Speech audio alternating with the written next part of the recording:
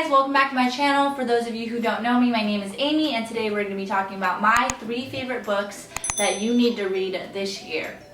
Alright guys, so the first book we're going to be talking about is The Go-Giver by John Mann and Bob Burg. The reason why I love this book is because it's so genuine, it's so authentic, and we talk a lot about being go-getters in this world, especially during this time of day where you have to get what you want.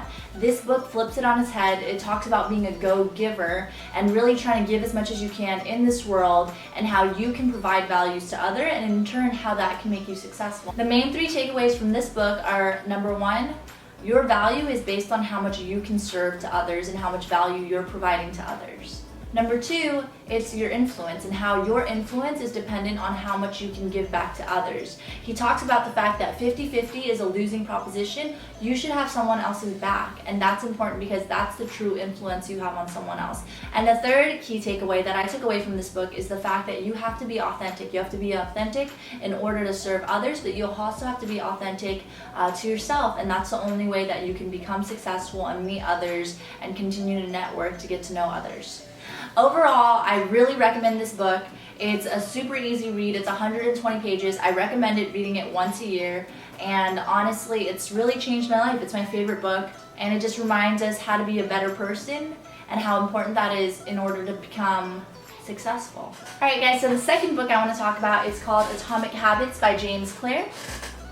See it right there. And I love this book, and the reason why I love it is because it teaches you how to build good habits and how to break bad ones. And it doesn't just do it by saying, it teaches you actionable steps that you can take each day that you can use to implement the good habit. And so each night I read about 10 to 20 pages. I would go to sleep, and the next morning I'd be able to implement the new habit. Like I said, they provide you with actionable steps to implement a habit. And so the one that I love is keeping yourself accountable by listing exactly when and where you're going to do your habit. So for me, I've been wanting to do deep work every morning. I've been telling myself that. I've been wanting to wake up at the same time every morning to get into work, but I struggled. And so the habit trick that I used was listing out when and where I was going to do this habit. So instead of just saying, I'm going to wake up early, I started with, I'm going to do deep work at 8 a.m. every morning at my desk. And that worked for me.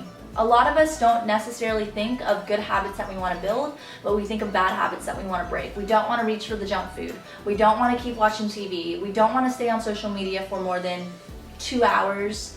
Or we don't want to sleep late. And so the way that he teaches us to break these bad habits is by making it unsatisfying. Right? Making it so that you don't even want to do it anymore. And by making the good habits have rewards where it's satisfying, where it's enjoyable. I highly recommend this book. It is one of my favorite books, truly, and I plan on rereading it every year because every day I was able to implement something new, and it genuinely made my life so much more productive and efficient. Alright guys, so for my third book, I recommend Unshakable by Tony Robbins. Why I recommend this book is because it's a playbook for finances and how to gain financial freedom, and it's a really great book for those who are trying to get into investing. For me, I've never invested in my life before this. I didn't know anything about stocks, bonds, ETFs, mutual funds. This book breaks it down for you and makes it easy for those who are just getting into investing who don't really understand. It provides you with definitions and information as to why you should be investing during this time. In this book, he talks a lot about why it's important to invest, but also why it's important not to overpay for something that's undervalued. And so he teaches you important steps on how to invest correctly and how to avoid being charged extra fees by mutual funds, how to avoid being charged extra fees in your 401k, which I didn't even know about. And so I highly recommend this book if you want to get an introduction into investing, but also love this book because he ends with talking about not just wealth financially, but wealth emotionally. And so it's super important to be wealthy emotionally because that's how you're going to feel in terms of the rest of your life. You could have all the money in the world, but if you're not happy, it doesn't matter. And so another part that he mentions in the book is how to avoid suffering.